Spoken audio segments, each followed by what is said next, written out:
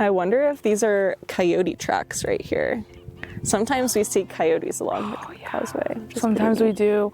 Last year we saw a baby. We saw mama and like 3 babies Two following babies, behind. yeah, 3 babies. Just like running along. That's so cute. That's everything. Oh my gosh, it was so cute. I'm Katie Newburn. I'm the Education and Outreach Director for Friends of Great Salt Lake. Friends of Great Salt Lake is a nonprofit organization that was founded in 1994 with the mission to preserve and protect the Great Salt Lake ecosystem. I have been with Friends of Great Salt Lake for 7 years now, and I am really passionate about environmental education in particular. I really value this opportunity to work with youth in the community and help introduce them to the lake.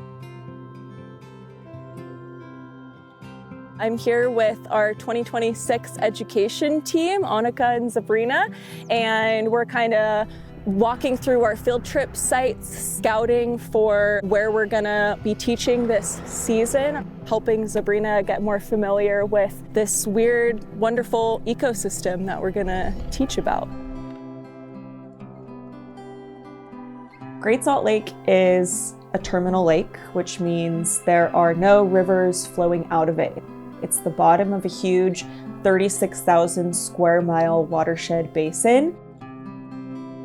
When I first visited Great Salt Lake, I felt like I was at the Pacific Ocean. It's vast, even in its kind of emaciated state currently. It's just expansive. I mean, like as far as the eye can see in many places. I've had some pretty magical moments like floating and swimming in the lake too. It's almost like a sensory deprivation chamber kind of experience, especially in the summer when the water's really warm. And it's so salty and dense that you float without even having to hold your breath. And you've got all these brine shrimp swimming around you, and it's just like nothing else. So it's a really special place. I encourage everyone to go and visit it for themselves. I think being there really, it speaks for itself how much is at stake.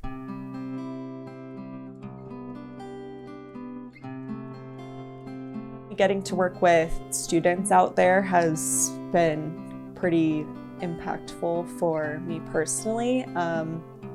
It's a place that I know and love so deeply, and to have this opportunity to share that with them, and when they connect with it and show you that they're appreciating it too, it's pretty magical. We have a lot of benefit that we're gaining from this ecosystem as well, whether we realize it or not. It is regulating our air quality. It's contributing to our economy, upwards of $1.7 billion a year. It's providing these really valuable wetland habitats that are extremely biodiverse. It purifies our groundwater on the edges of the lake. So there's every reason, whatever your values are, we all have an interest in protecting those benefits that it's providing us.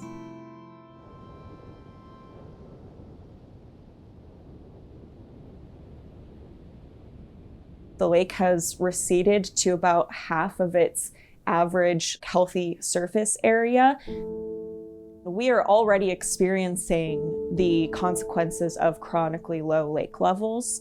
Half the lake bed is exposed now, and not all of it is producing dust, but there are some really key hotspots that are. Because the lake is a terminal basin which collects everything that's washed in over eons, but more recently, since industrial activity has been occurring in this basin, there are contaminants of concern that we're already being exposed to through those dust events. Heavy metals like lead and mercury can be brought up in the dust, as well as naturally occurring toxins like arsenic.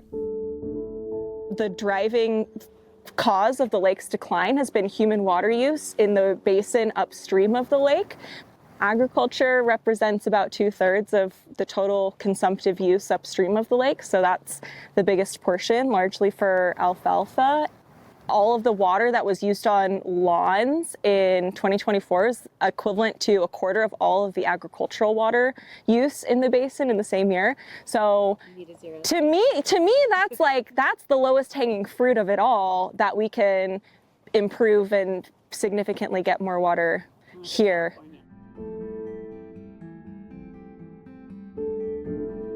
We have this growing population in Utah, and we have unpredictability in our precipitation. All of that really adds up to this uphill battle in trying to bolster and restore lake levels. In 2022, Great Salt Lake reached its all-time historic record low. That was a huge wake-up call for so many members in our community. It was truly like an acute ecosystem crisis. The ecosystem was in the early stages of collapse. There's basically like this big reef of microbialites out there that thankfully I'm glad to see are submerged underwater right now, but this is what they looked like at the record low in 2022. You know, the water was like almost more than a foot below the level of the microbialites, and they're basically the foundation of the food chain, which, you know, supports the brine flies and brine shrimp and the millions of birds that come and feed on them. So it's really important that they're covered. The living parts of them can only survive under the water. So that's a really important kind of barometer of the lake's health. In spring of 2023, after that record low, even after the lake had recovered pretty significantly from the spring runoff that year, the state biologists went out to go and do their annual survey at Gunnison Island, where we have had historically one of the largest nesting colonies of American white pelicans. They discovered that there were almost no birds out there, that the pelicans had not chosen to return. Sometimes it takes a crisis to wake us up.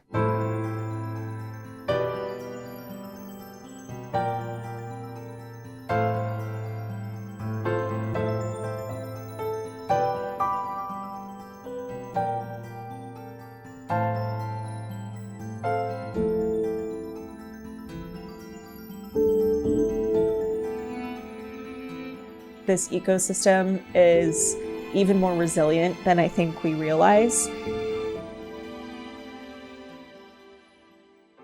The next year, the state biologists actually discovered that the pelicans were nesting for the first time in like 40 years. They were documented at these two different islands, Carrington Island and Hat Island.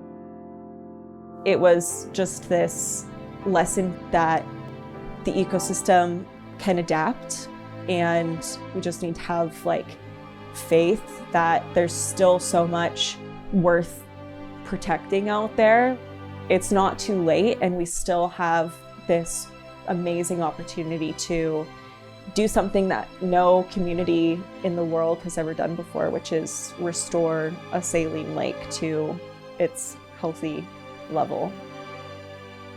It's really encouraging to be out here ahead of our spring field trip season and seeing that many birds have returned, and you know, the brine shrimp eggs are lining the beach, and the algae and the bacteria are wafting through the air, and all of that is a sign of this ecosystem that's very much still alive and has its health to some degree. And I feel a lot of hope that this ecosystem is more resilient than we know, and that there's very much here that we can still protect and save.